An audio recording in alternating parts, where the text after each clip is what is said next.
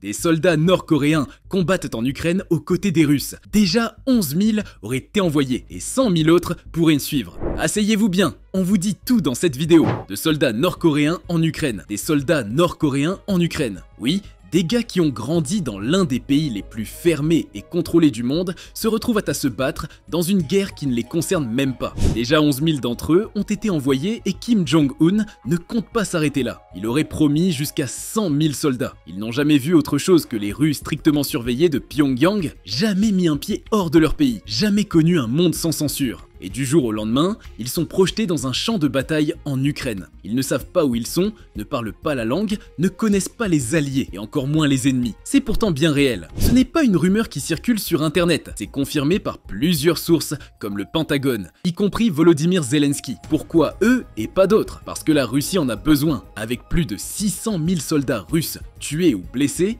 Poutine doit trouver des renforts, et vite. Mais pas question d'envoyer encore plus de Russes au front, ça gronderait dans le pays. Alors, il fait appel à la Corée du Nord, un échange stratégique entre Moscou et Pyongyang. De son côté, Kim Jong-un ne fait pas ça par charité. Il y gagne gros. En échange de ses soldats, il récupère du pétrole, du gaz, du blé. Son pays est en manque de tout. Alors envoyer des milliers d'hommes au combat, c'est presque une solution économique. Moins de bouches à nourrir, plus de ressources pour maintenir le régime à flot. Les soldats, eux, n'ont pas vraiment leur mot à dire. Pour eux, la guerre n'est pas un choix. C'est un ordre.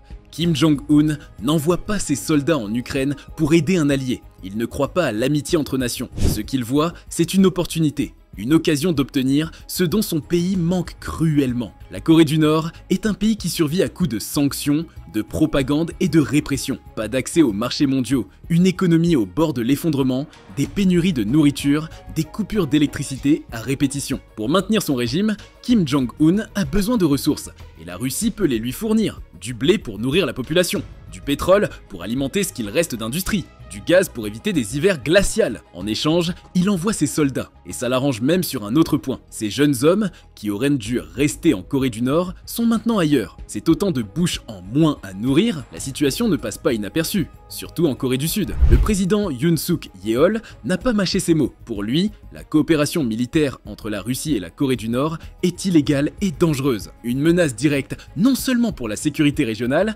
mais aussi pour le monde entier. Et il n'est pas le seul à s'inquiéter. Ursula von der Leyen, présidente de la Commission européenne, a réagi immédiatement. L'envoi de soldats nord-coréens dans un conflit européen, c'est une première. Pendant ce temps, en Ukraine, la tension monte. Volodymyr Zelensky n'a plus de patience. Il ne veut plus seulement des sanctions contre Pyongyang et Moscou. Il veut des actions concrètes. Son chef de cabinet, Andriy Yermak, le dit clairement. Les sanctions, c'est bien, mais ça ne suffit pas. L'Ukraine a besoin d'armes, de soutien militaire et d'un plan pour empêcher Kim Jong-un de s'enfoncer encore plus dans la guerre. Mais ce n'est pas que la Corée du Nord. Yermak craint que la Russie élargisse son réseau et attire d'autres régimes autocratiques dans le conflit. Il parle d'une possible intervention de dictature prête à envoyer leurs propres troupes en renfort, des alliés potentiels qui viendraient combattre l'OTAN. Face à ces accusations, la Corée du Nord, elle, garde son cap. Pas question d'admettre quoi que ce soit. Officiellement, elle assure que tout est conforme au droit international, mais elle ne confirme ni n'infirme la présence de ses soldats en Ukraine. Et la tension ne fait que monter. D'ailleurs,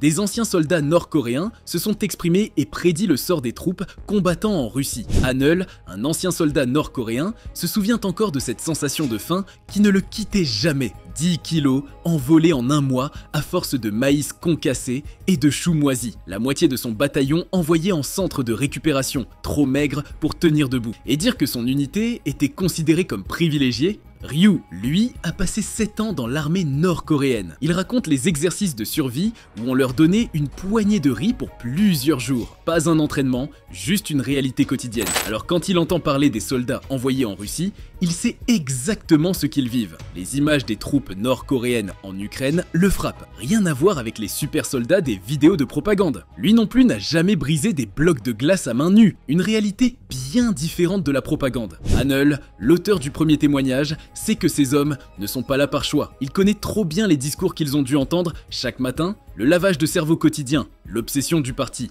Certains espèrent peut-être se faire remarquer pour avancer dans l'armée, d'autres, tout simplement, découvrent pour la première fois ce que c'est de vivre à l'étranger. Mais il y a une chose qu'il craint plus que tout, ce n'est qu'aucun d'eux ne revienne. En Corée du Nord, les familles ne pleurent pas leur fils tombé, elles reçoivent un certificat, quelques mots glorieux et doivent se taire. Hanul, lui, a choisi de fuir, mais il sait qu'en Ukraine, ceux qui rêveraient de faire pareil n'ont peut-être même pas la force d'y penser. Ça, c'est les prédictions de ces anciens soldats. Que se passera-t-il vraiment sur le terrain? 8 ans de service militaire obligatoire en Corée du Nord. On pourrait s'attendre à des soldats redoutables, mais en réalité, ces hommes sont complètement dépassés par la guerre moderne. Leur équipement est obsolète, certains chars datent de la Seconde Guerre mondiale. Les armes sont vieillissantes. La Corée du Nord, sous sanction, n'a pas accès aux technologies militaires modernes. Pas de drones, pas de satellites, pas de communication de pointe. Leur formation n'est pas adaptée aux conflits d'aujourd'hui. Ils ont appris des tactiques d'un autre temps. Ils ne connaissent pas la guerre électronique, les combats urbains modernes, les frappes de précision. Pire encore, à leur arrivée, les soldats russes réalisent qu'ils ne savent même pas manier l'équipement militaire russe. Ils doivent suivre une formation accélérée avant d'être envoyés au front. Sur le terrain, ce sont plus des poids morts que des renforts efficaces. Désorganisés, mal préparés, ils peinent à suivre le rythme des combats modernes. Ce qui devait être une aide précieuse pour la Russie ressemble plus à une erreur stratégique. Le problème ne s'arrête pas à leur entraînement. Ces soldats arrivent en Ukraine dans un état alarmant. Beaucoup viennent des classes les plus pauvres de Corée du Nord. Des jeunes sous-alimentés, fatigués, parfois déjà malades avant même d'arriver au front. Leur pays souffre de famine régulière, les rations sont maigres et même l'armée n'a pas assez pour bien nourrir ses soldats. Ils ne sont pas en forme pour combattre, trop maigres, trop faibles pour supporter les conditions extrêmes de la guerre. Et il y a un autre souci avec la langue, ils ne parlent ni russe ni anglais. Les soldats russes doivent leur expliquer les ordres avec des gestes, et ça ne fonctionne pas toujours. À leur arrivée, même leurs alliés sont choqués. Ils s'attendaient à une troupe disciplinée et efficace.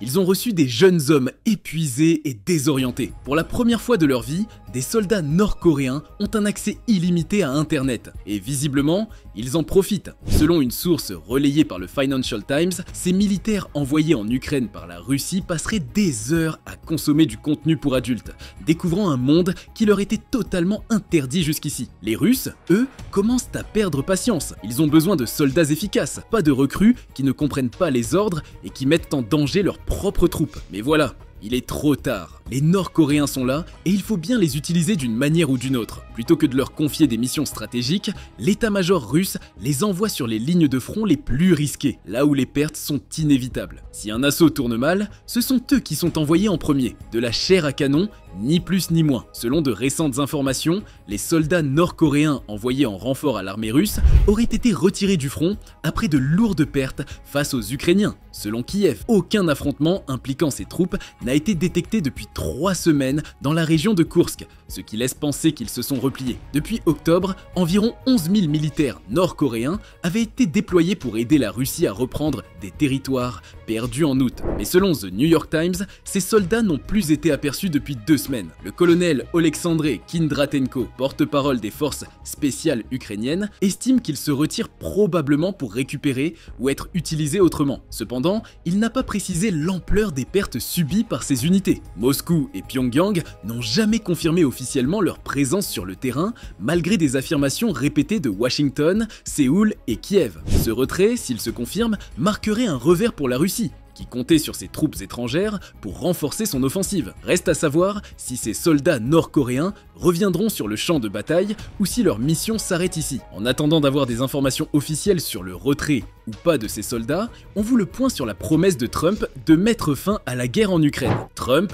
et Poutine. Donald Trump, récemment réinvesti président des États-Unis, a affirmé qu'il comptait sur sa relation avec Vladimir Poutine pour parvenir à un accord de paix mettant fin à la guerre en Ukraine. Il a souligné que la Russie risquait d'être détruite si elle persistait dans son refus de négocier un cessez-le-feu ou un accord de paix avec le président ukrainien Volodymyr Zelensky. Trump a exprimé sa conviction que Poutine serait très satisfait de mettre fin à la guerre tout en mettant clairement en lumière les risques pour la Russie, notamment en ce qui concerne son économie et son inflation. Le président américain a également souligné que Zelensky souhaitait un accord. même si Poutine n'était pas encore prêt à le faire. Dans le cadre de son approche transactionnelle, Trump a exprimé son désir de rencontrer rapidement Poutine pour discuter de la situation et a insisté sur le fait que la guerre, qui devait initialement durer une semaine, est en train d'emporter la Russie dans des difficultés de plus en plus graves. De son côté, le Kremlin a réaffirmé son ouverture au dialogue tout en insistant sur le fait que l'objectif n'était pas une simple trêve,